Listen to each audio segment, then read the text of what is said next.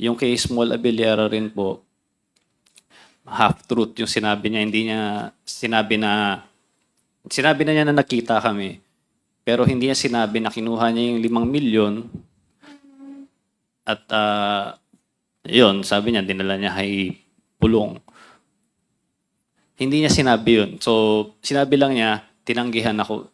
Wala pong katotohanan yun eh. Ano eh, kinuha niya yung pera eh.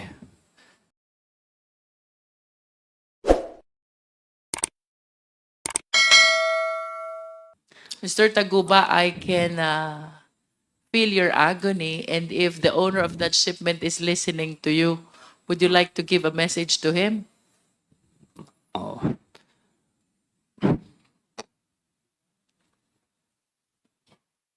Kahit hindi natin alam kung sino ang may-ari niyan to this date,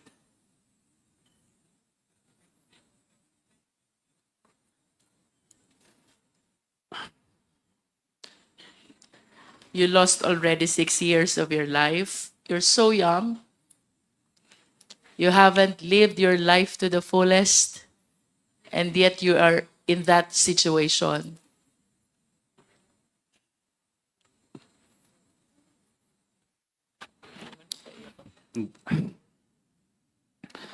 Napakahirap po talaga. Kasi tingin ng mga tao sa akin,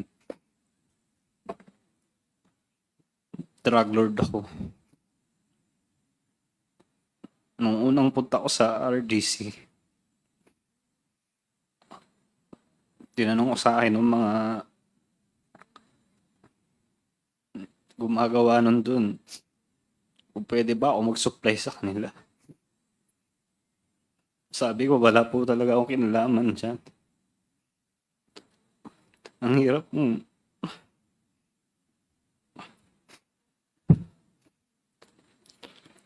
Buti sana kung ginawa ko talaga eh. Ang hirap po talaga. Kung meron man akong kasalanan, yun po yung sa TARA system. Totoo naman po lahat yun. Nagsabit po ako sa simula pa lang ng Senate hearing. Nag-cooperate na ako.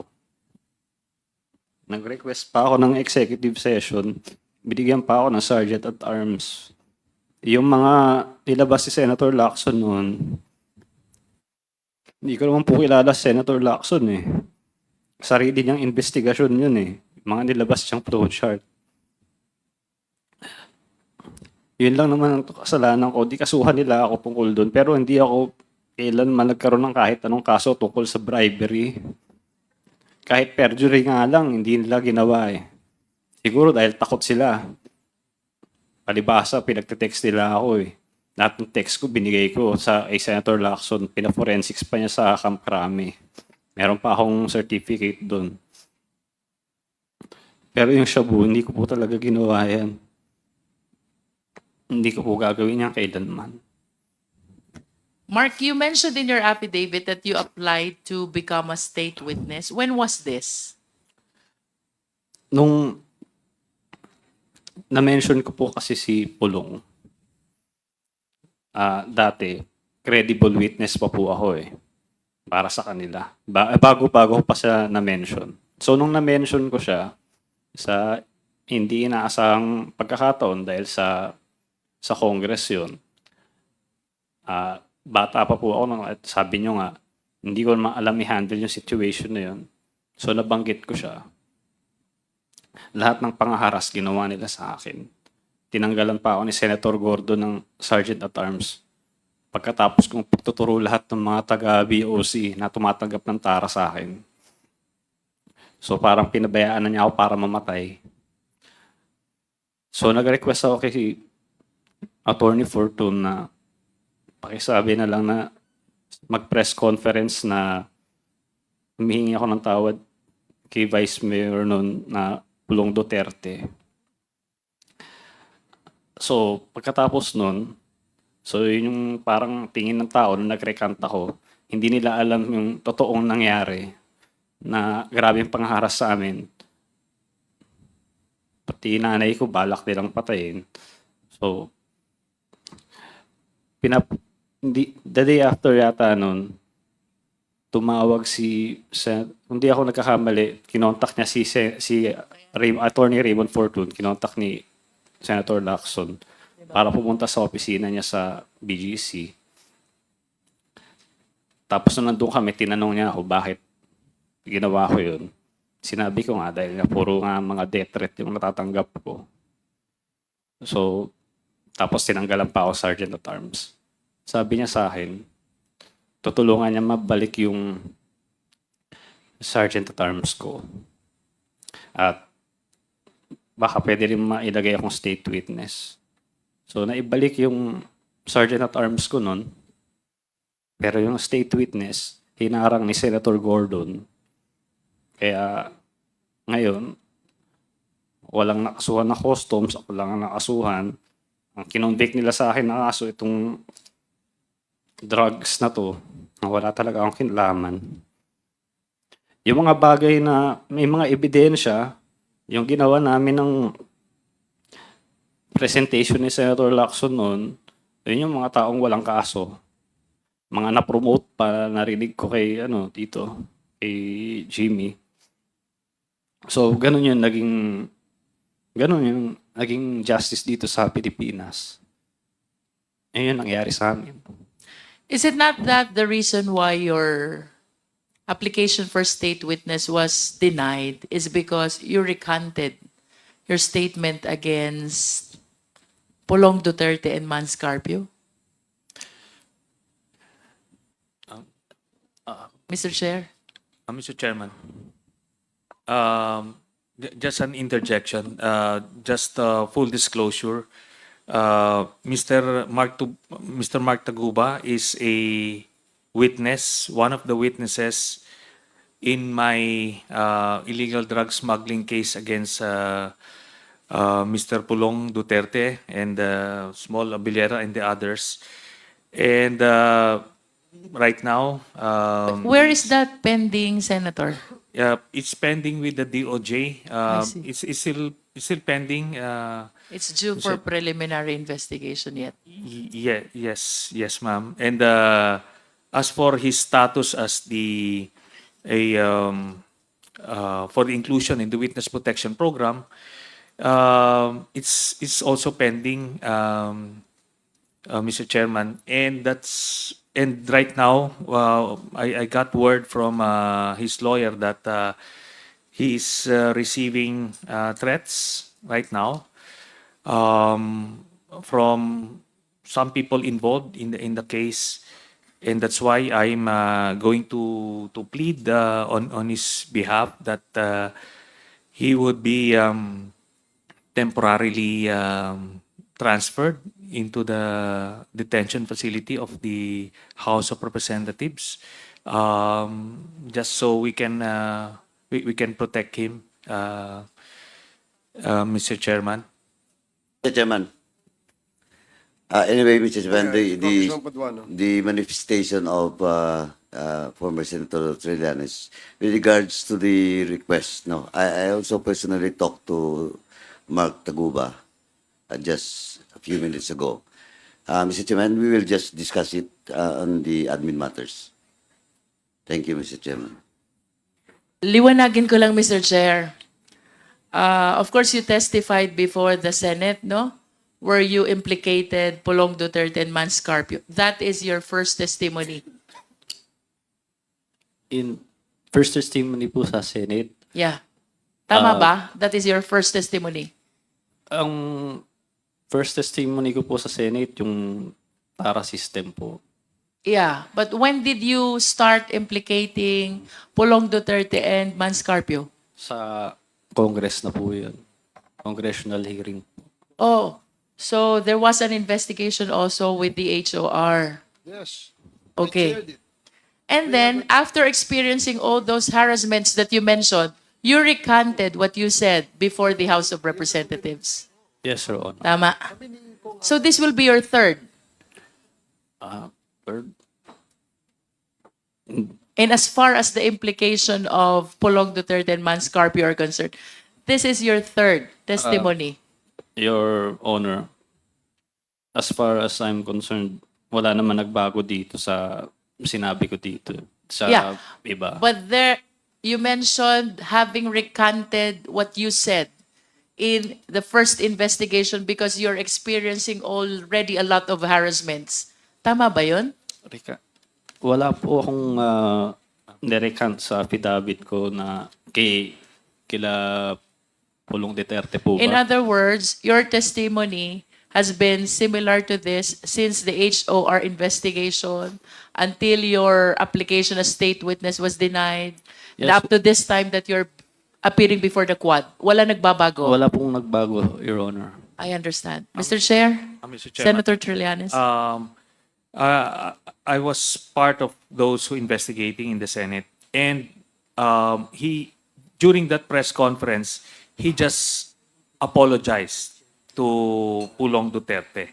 He never recanted, and we clarified that in his next appearance in the Senate, Mr. Chairman, whether he's recanting anything from his earlier testimony.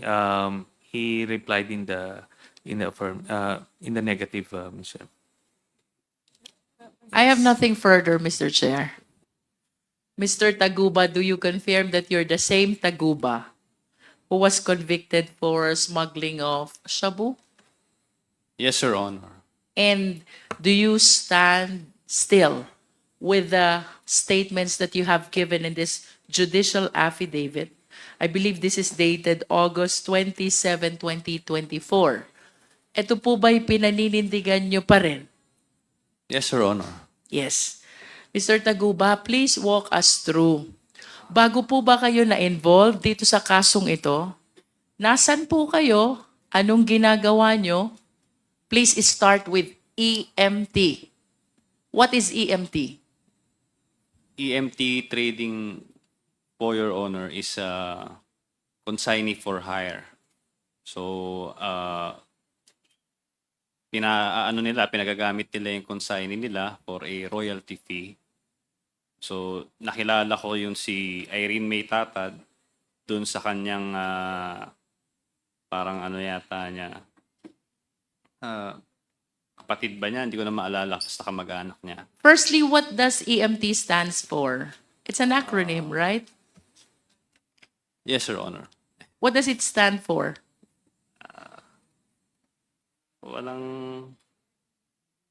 Hindi ko po alam eh. I found names here which appear to be consistent with these initials. If you will confirm, does it stand for Irene, TJ, and Mark?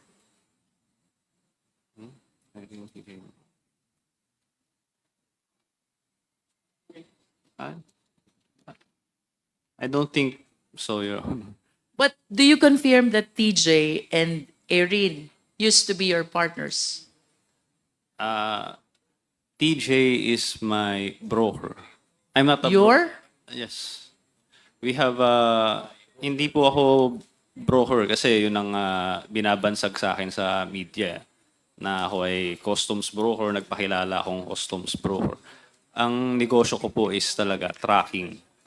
So, si TJ yung broker. Siya po talaga yung sign, siya po yung mas nakakaalam sa proseso sa customs. TJ is the broker, you are the tracker. Yes. Si Irene po. Si Irene May Tatad naman, siya po yung consignee. Do you work together?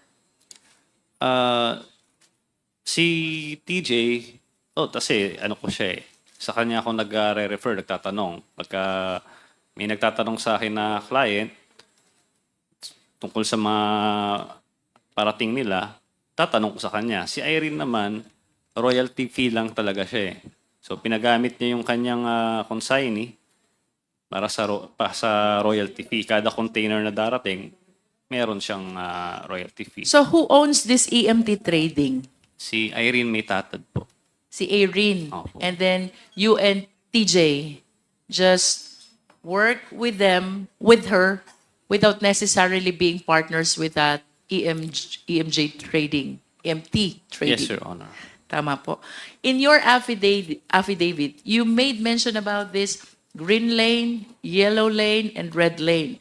I believe that in the previous hearings, Mr. Guban already testified on this. And I wish to hear if you have the same concept and information that you will share pertaining to these 3 lanes: green lane, yellow lane, and red lane.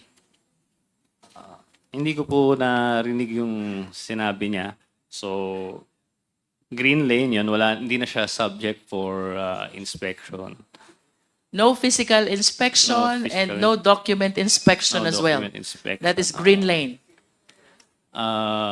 Yellow lane, kung di po ako nagkakamali, sa ano lang, document lang. Tapos red lane, kailangan ng Wait, physical. for yellow lane, you're exempted from the physical inspection, but you are not exempted from the document inspection. Yes. Okay? Then, from red lane, kailangan na ng physical inspection. And of course, if I am the shipper or the importer, I would want that my shipment be always released through the green lane. Kasi dun mabilis. Walang inspection ng shipment, walang inspection ng document. How do I avail of this green lane? Ako po talaga, hindi ko yung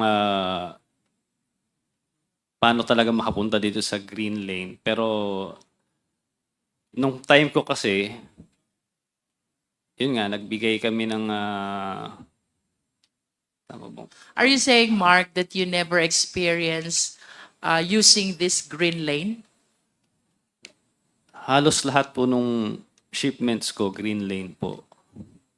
And that is because you submitted to the TARA system. Yes. Tama po ba? Opo. So, ibig sabihin for a time being, lahat ng mga pinaparelease mong shipment, walang physical inspection, walang document inspection, what is the consideration involved? Yun po, may TARA system po sa BOC. And how does TARA system work?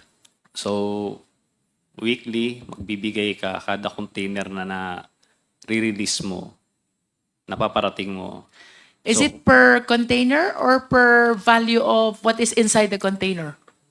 per container? Per container. Opo. How much per container? Iba-iba po kasi. So, iba-ibang Iba-iba depending on? iba-ibang departamento. So, nakalagay po dito yun. May mga text messages po ako. Mga Yes, screenshots. you Oo. mentioned a lot of offices. Can you please enlighten us on this? Anong mga opisina kailangang magbigay? Tama ba yung tanong ko, Mark? Opo. And So- that is what TARA system is all about? Yes, Your Honor. So, What offices are you referring to here? So, tinitignan ko po itong affidavit ko. Ito lang yung mga naalala ko.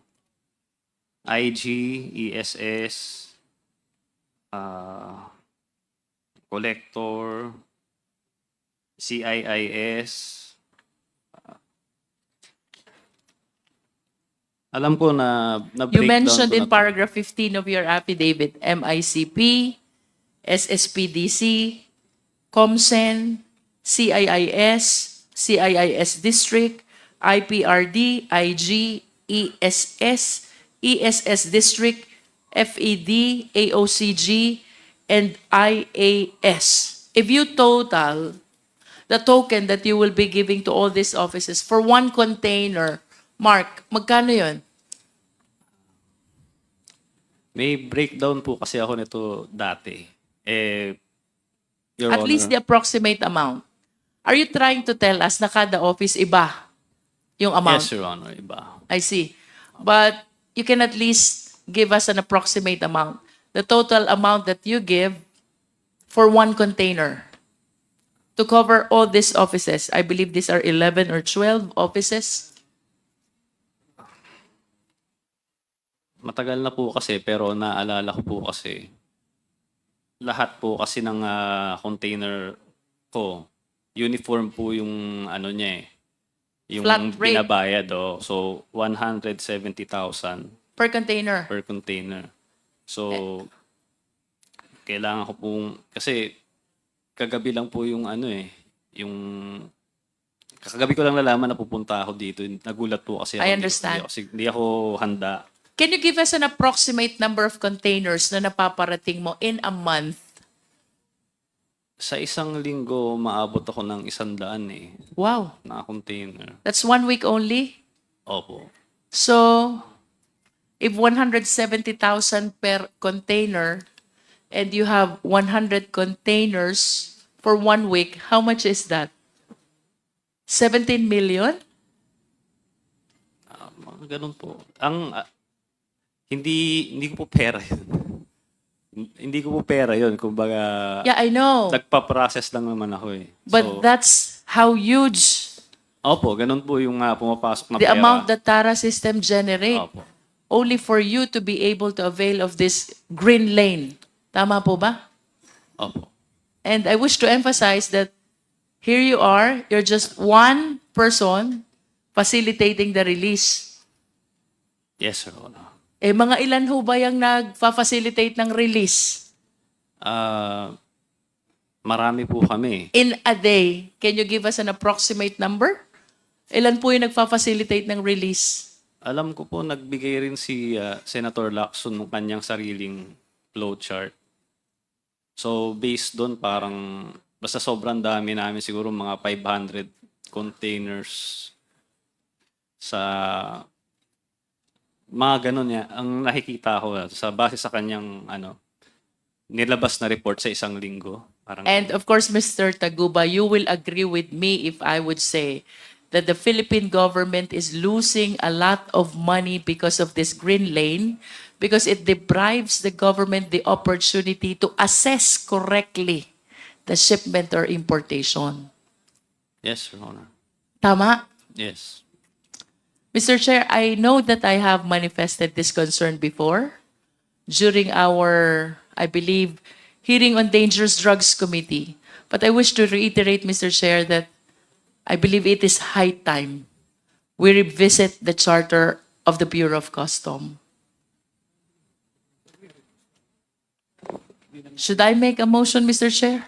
At the moment, I was informed that I think the Quintacom is looking into proposing some amendments into the charter of the Bureau of Customs. And if there are any observations or any information that we can share with the Quintacom, I guess the Quadcom will do that, Your Honor. Thank you, Mr. Chair. Mr. Taguba, you also mentioned in your affidavit that for quite some time, wala kang nare-receive na alert on your shipment. Tama? Yes, Your Honor. And I suppose that that is because of the TARA system to which you submitted yourself. Yes, Your Honor. However, after some time, biglang nakaka-receive ka na ng alert. Yes, Your Honor. In other words, nagkakaproblema yung release ng mga shipment mo. Yes, Your Honor. What did you do? Minsan, ang ginagawa lang nila yan para, kasi pagka may alert, pupunta ka sa kanila, aaregluhin mo. So parang form lang ng additional na bayad sa kanila. Additional SOP? Oo, Tama para ba lang yun? ma-release yung container. Parang lambing siguro, parang ganun yung lumalabas. Ang mahal alert naman ka. nila lumambing. Oo.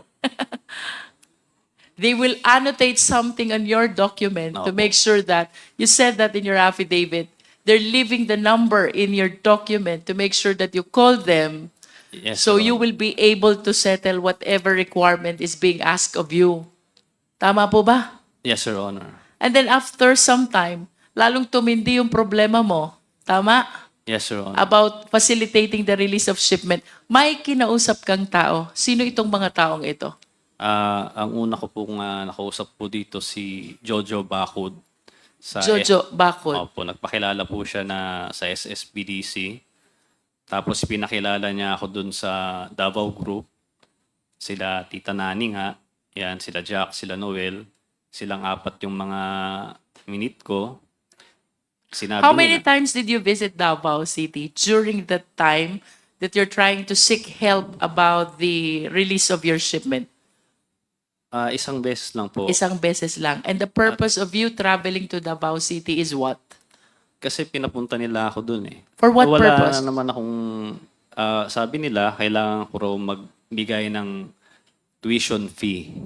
Ganyan. Tuition fee. Yes. So, yun yung kanilang ginamit na word. Tuition fee. And what is the purpose of this tuition fee?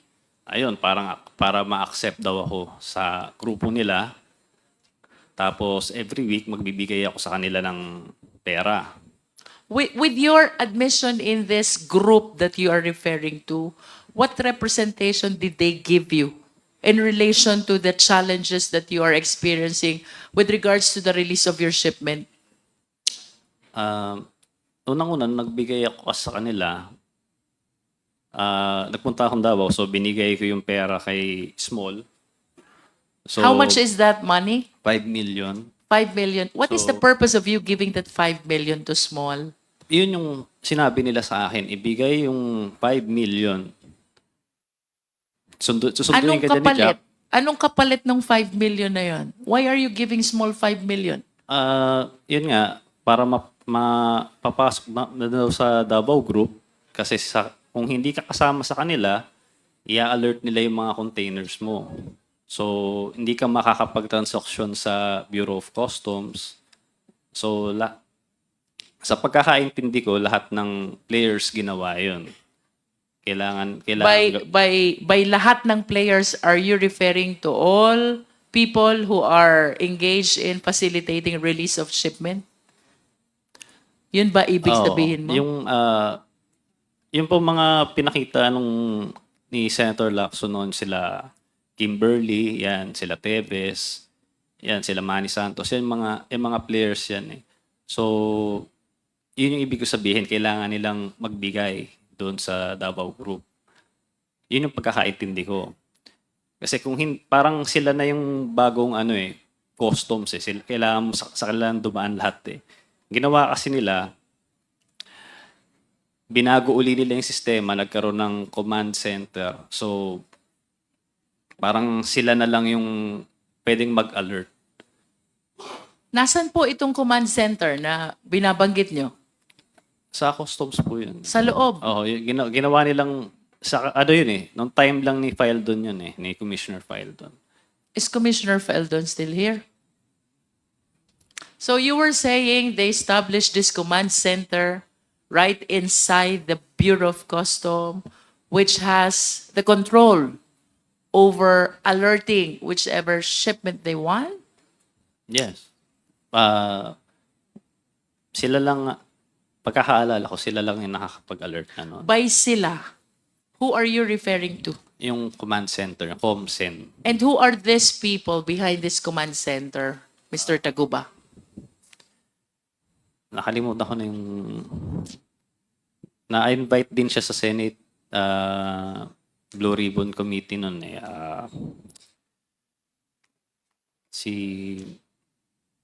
Nakalimutan ko na yung pangalan niya eh.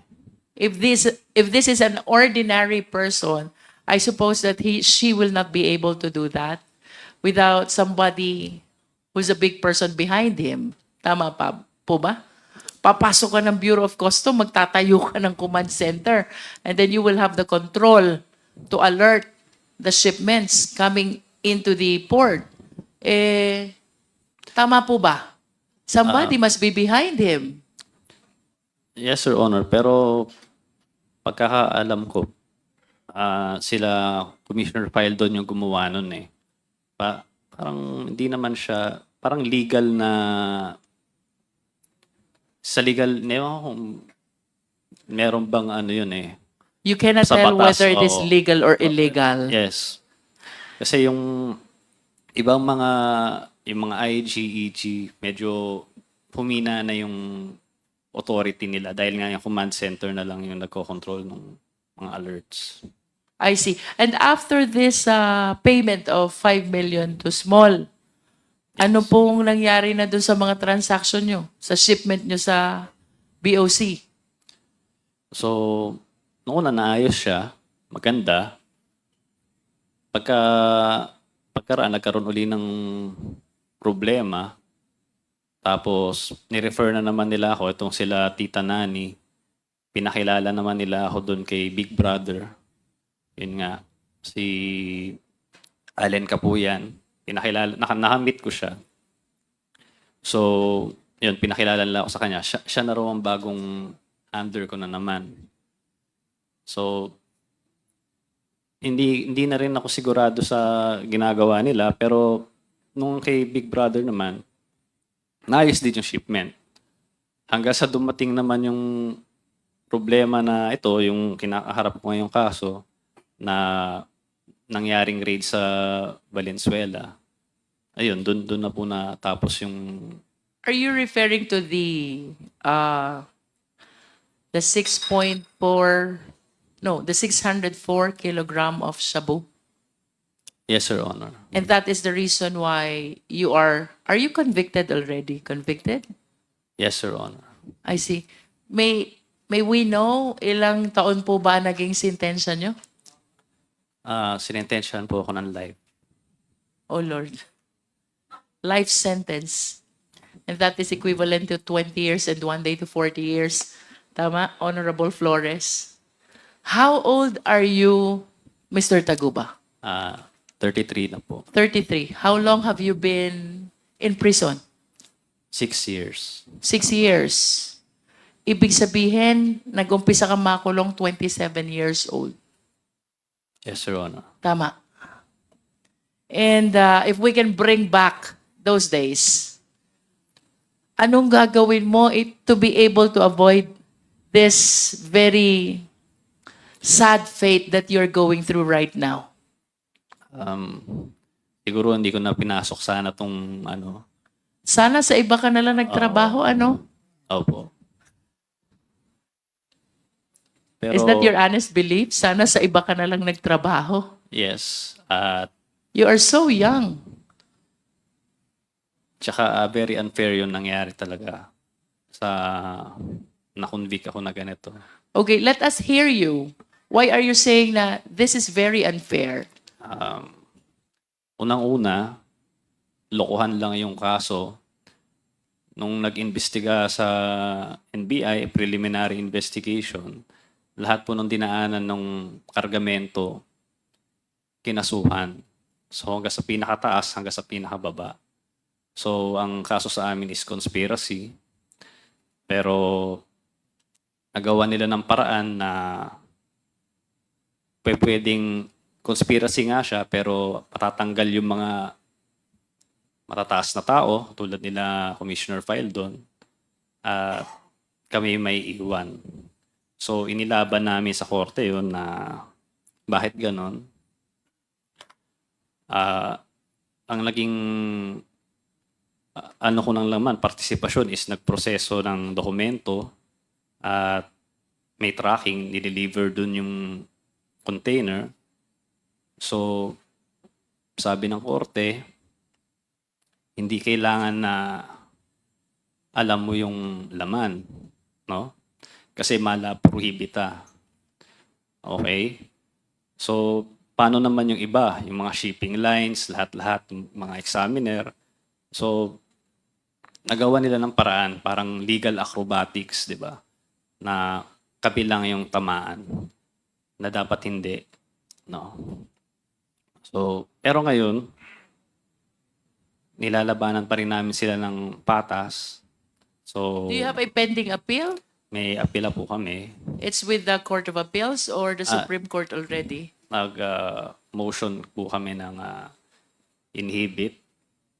Nung tinamaan po ako, nag-inhibit po kami doon sa judge. Tapos, para ibang judge yung mag-decide ng motion for reconsideration. So it's still with the Court of Origin, nasa Regional Trial Court pa rin. May Yes, sir. pending motion for reconsideration, tapos finailan nyo ng motion for inhibition yung presiding judge. Yes, Your Honor. In other words, you believe that you were not able to get a fair decision. Yes, During the very hearing. unfair. Oo. May we know, Mr. Taguba, who were originally indicted bago na-exclude yung sinasabi mo from the case? How many were you? Ilan kayo yung original na nakahabla? Napakarami po namin eh. Kasi naalala ko noon, no, nasa NBI pa kami, nagpresenta doon sa preliminary investigation. Ang dami po namin nagbibigay ng affidavit. Nandoon po sila, Commissioner Fildon, nandoon po sila Neil Estrella, Joel Pinawin. So, sabi ko nga, conspiracy, dapat lahat kami acquitted kung acquit. Kung ano naman, kung convict, di dapat convicted kami lahat. Kasi ganun eh, lahat ng dinaanan ng container. So, Ito nagawa bang- nila ng paraan na kami lang ang makasuhan. Mr. Taguba, ito bang sinasabi mo marami kami na hinabla? Were you represented by one lawyer only? Or you have different lawyers? Iba-ibang lawyer po. Iba-iba? Opo. Ibig sabihin yung defenses nyo, iba-iba din. Opo. Depende sa strategy ng mga lawyers na humawak sa inyo, no? Opo. And can you please name names of those who were included in the charge, the prominent ones? Sino po yung mga kilalang tao aside from Commissioner Faeldon na nasama doon sa habla? Hindi ko na po maalala lahat pero si Commissioner Fildon yung pinaka tumatak sa akin noon. Tsaka sila Neil Estrella, tsaka si Joel Pinawin. These are all BOC officials? Yes, Your Honor. And upon conviction, sinong kasama mo na lang? Ako, si Irene, tsaka si Kenneth, tapos yung bodigero.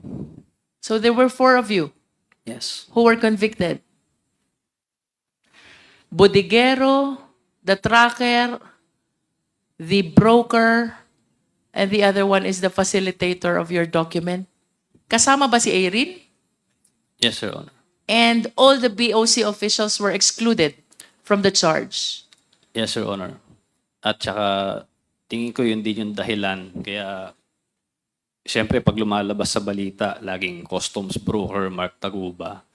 So, sa mga hindi nakakaintindi, siyempre, pagka narinig mo yung customs, di may tinamaan na tatrabaho sa customs.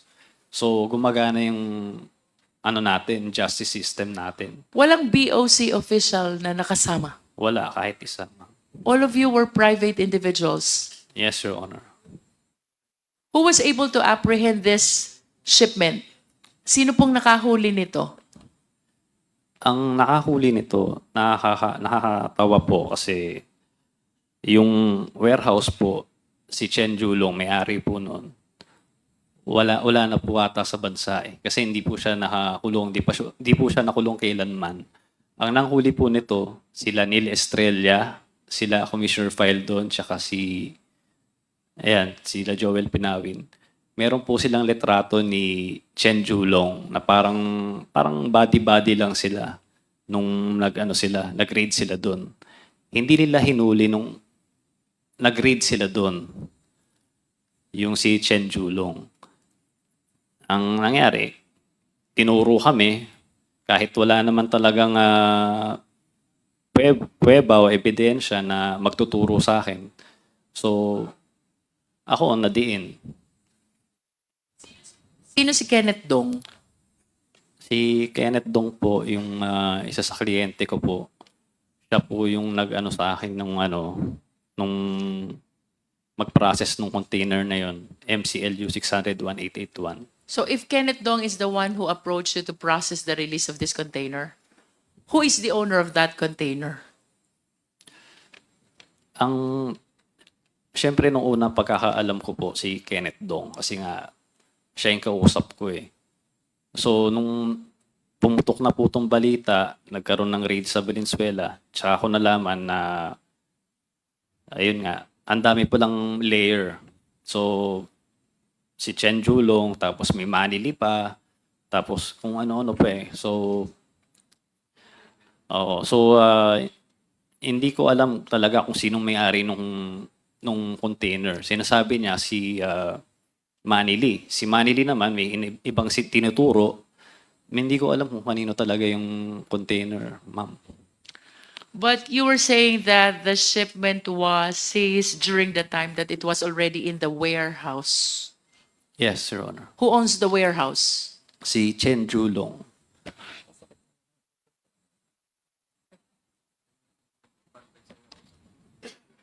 Mr. Taguba, you likewise mentioned in your affidavit. Polong Duterte, Yes, Your Honor. you did. And Manscarpio. Yes, Your Honor. Can you please enlighten us? Why did you mention these two names in your affidavit? Actually, Your Honor, ang nagme-mention naman yan, yung mga personalidad na sinabi ko, sila Tita Nani, and sila Jack, na, ayun nga, si Pulong Duterte ang mag-aayos nung, magbibigay ako ng pera sa kanila. Si Manscarpio, nababanggit din nila, kasi pupunta rin sa BOC, nag-aayos din ng mga alerts. So, sa kanila po galing yun. Wala naman akong dahilan para itong mga taong to, sila Paulo Duterte at si Manscarpio. Nanggaling po yun kila Tita Nani sa Davao Group. Yung kay Small Abellera rin po, half-truth yung sinabi niya. Hindi niya sinabi na niya na nakita kami. Pero hindi niya sinabi na kinuha niya yung 5 milyon at yun, sabi niya, dinala niya kay Pulong. Hindi niya sinabi yun. So, sinabi lang niya, tinanggihan ako. Wala pong katotohanan yun eh. Kinuha niya yung pera eh. So, kaya nga nagkaroon ng green lane. Kaya nga, uniform lahat ng taxes eh. So, siguro naman hindi mangyayari yun kung hindi totoo.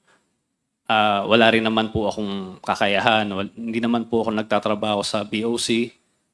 Hindi ko naman alam po yung kung anong ginagawa nila dyan sa computer para mangyari yun. So, wala po akong kakayahan kung ako lang po. So, ang akin lang, nagbigay ako dahil gusto ko lang makapagtrabaho. Your personal appreciation, Mr. Taguba, who among those several indicted ang naniniwala kang involved talaga dyan sa 604 kilogram of shabu contained in the metal cylinder? Do you believe that Commissioner Faeldon is involved? Wala po akong personal knowledge dun sa mga ganyan eh. Kasi In other words, to this date, wala kang alam kung sino talagang may-ari. wala po. Kasi nga po, yung pag-raid nila doon, kalokohan nga po eh. Ni-raid nila, kinuha nila yung na-assist nila yung shabu, pero wala po silang kinasuhan. Yung warehouse, yung may-ari ng warehouse, hanggang ngayon, wala. Ewan kung nasa na siya, nasa China na raw o ano. But do you know for a fact that there were shabu which were seized during the time? Yes, sinabi kasi nabalita ako sa TV. So, tapos biglang tumawag sa akin si Kenneth Dong. Sabi niya, oy, may mga na-seize na shabu doon daw sa container na pinrocess natin yung nanggaling. So, syempre, nagulat ako. Tapos, ayun, yun na doon nagsimula yung yung problema. Mr. Taguba, I can feel your agony, and if the owner of that shipment is listening to you, would you like to give a message to him? Oo.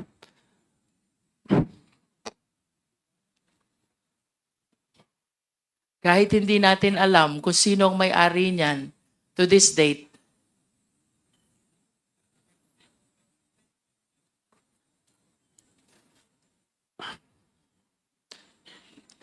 you lost already 6 years of your life. You're so young. You haven't lived your life to the fullest, and yet you are in that situation.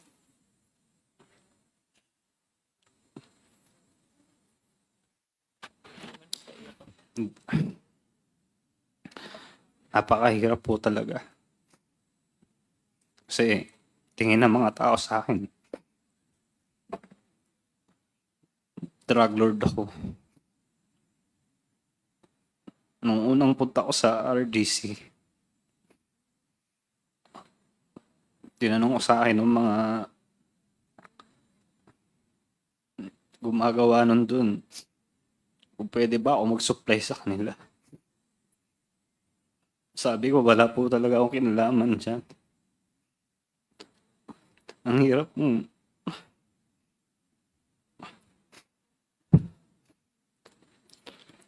Buti sana kung ginawa ko talaga eh. Ang hirap po talaga. Kung meron man akong kasalanan, yun po yung sa TARA system. Totoo naman po lahat yun. Nagsabit po ako sa simula pa lang ng Senate hearing. Nag-cooperate na ako. Nag-request pa ako ng executive session. Binigyan pa ako ng Sergeant at Arms. Yung mga nilabas si Senator Lacson noon, hindi ko naman po kilala si Senator Lacson eh. Sarili niyang investigasyon yun eh. Mga nilabas siyang flowchart. Yun lang naman ang kasalanan ko. Di kasuhan nila ako tungkol doon. Pero hindi ako kailanman nagkaroon ng kahit anong kaso tungkol sa bribery. Kahit perjury nga lang, hindi nila ginawa eh. Siguro dahil takot sila. Palibasa, pinagte-text nila ako eh. Lahat ng text ko, binigay ko sa Senator Lacson. Pina-forensics pa niya sa Camp Crame. Meron pa akong certificate doon. Pero yung shabu, hindi ko po talaga ginawa yan. Hindi ko po gagawin yan kailanman. Mark, you mentioned in your affidavit that you applied to become a state witness. When was this? Nung na-mention ko po kasi si Pulong, dati, credible witness pa po ako eh, para sa kanila. Bago-bago ko pa siya na-mention. So, nung na-mention ko siya, sa hindi inaasahang pagkakataon dahil sa Congress yun, bata pa po ako nung at sabi nyo nga, hindi ko naman alam i-handle yung situation na yun. So, nabanggit ko siya. Lahat ng pangaharas ginawa nila sa akin. Tinanggalan pa ako ni Senator Gordo ng Sergeant at Arms. Pagkatapos kong pagtuturo lahat ng mga taga-BOC na tumatanggap ng TARA sa akin. So parang pinabayaan na niya ako para mamatay. So nag-request ako kay Attorney Fortune na pakisabi na lang na mag-press conference na humihingi ako ng tawad kay Vice Mayor noon na Pulong Duterte. So, pagkatapos nun, so yun yung parang tingin ng tao na nag-recant ako, hindi nila alam yung totoong nangyari na grabe yung pangharas sa amin. Pati nanay ko, balak nilang patayin. So, the day after yata nun, tumawag hindi ako nagkakamali, kinontak niya si Attorney Raymond Fortune, kinontak ni Senator Lacson para pumunta sa opisina niya sa BGC. Tapos nung nandun kami, tinanong niya ako bakit ginawa ko yun. Sinabi ko nga dahil puro nga mga death threat yung natatanggap ko. So, tapos tinanggalan pa ako Sergeant at Arms. Sabi niya sa akin, tutulungan niya mabalik yung Sergeant at Arms ko. At baka pwede rin mailagay akong state witness. So, naibalik yung Sergeant at Arms ko nun. Pero yung state witness, hinarang ni Senator Gordon. Kaya, ngayon, walang nakasuhan na customs, ako lang ang nakasuhan. Ang kinonvict nila sa akin na kaso, itong drugs na to, wala talaga akong kinalaman. Yung mga bagay na may mga ebidensya, yung ginawa namin ng presentation ni Senator Lacson noon, yun yung mga taong walang kaso.